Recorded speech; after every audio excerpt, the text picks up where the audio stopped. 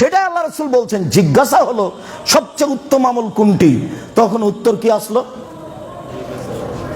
সালাতকে তার নির্ধারিত সময়ে আদায় করা। হাদিস বুখারী মুসলিম। আমি আবার জিজ্ঞাসা করলাম সুম্মা মান, বলেন তারপর কোনটা? তখন তিনি বললেন বিরুল ওয়ালিদান, পিতামাতাকে মেনে নেওয়া। আমলে জগতে সবচেয়ে প্রিয় আমল হলো পিতামাতাকে মেনে নেওয়া। 3। আমি আবার জিজ্ঞাসা করলাম তারপরে? তিনি বললেন আল জিহাদু ফি সাবিলিল্লাহ, আল্লাহর পথে জেহাদ করা। তো আল্লাহর পথে জেহাদ তো আসলে আমরা বাস্তব দেখতে পাই না। কেতাল পার্টি রাতে রাতে মানুষ মেরে দিয়েছে, ওরা বলছে আমরা মুজাহিদ।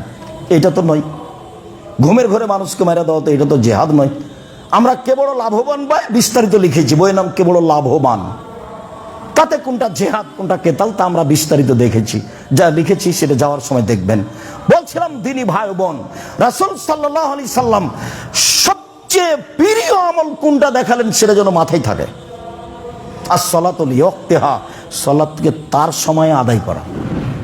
শেষ টাইমে আদায় করে বলবেন যে বুজুর্গানে দিনে বলেছেন, এটা হবে। শেষ টাইমে আদায় করে বলবেন বড় হুজুরেরা কি জানতেন না? আপনি সব জানেন, আমি কিছুই জানি না, আপনি জানেন।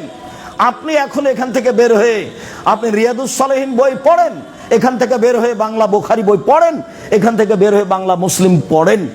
যেইটা আপনার কাছে সিদ্ধান্ত আসবে বিবেচনায় সেটাই করবেন, তবে কোনো জায়গাতে ভালোবাসা রেখে করবেন না।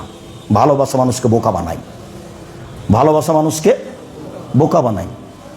একবার যদি কোনো মেয়েকে ভালোবেসে ফেলেন, জাহান্নামে ঢোকানো ছাড়া পর্যন্ত আপনি থাকতে পারবেন না। সবসময় পাপটা দেখবেন ভালো, পাপটা দেখবেন ভালো, পাপটা দেখবেন ভালো। সুন্দর করে সাজিয়ে নিচ্ছে যে ওই সময়তে আসিও কথা হবে, ওই সময়তে কথা বলে বলো। আপনি ঠিক ওই সময়তে প্রস্তুত, আপনি ঠিক ওই সময়তে চলে গেছেন। শয়তান এমন পাগল বানালছে, মনে হচ্ছে আপনি একটা আস্ত পাগল। এটা ইবলিসের কাজ। ও তো ওয়াদা করে নিয়েছে আসলে আল্লাহর সামনে। বিবেচনা ছাড়া তো আপনি ভালোবাসা দিয়ে কাজ করলে নির্ধারিত সময়ে সালাত আদায় করতে পারবেন না। জাবের রাদিয়াল্লাহু তাআলা আনহু বলেন, রাসূল সাল্লাল্লাহু আলাইহি সাল্লাম বলেছেন, বাইনাল আবদি ওয়া বাইনাল কুফরি তারকুস সালাহ, সালাত আদায় করে যে সে মুসলমান, সালাত আদায় করে না যে সে কাফের। হাদিস মুসলিম।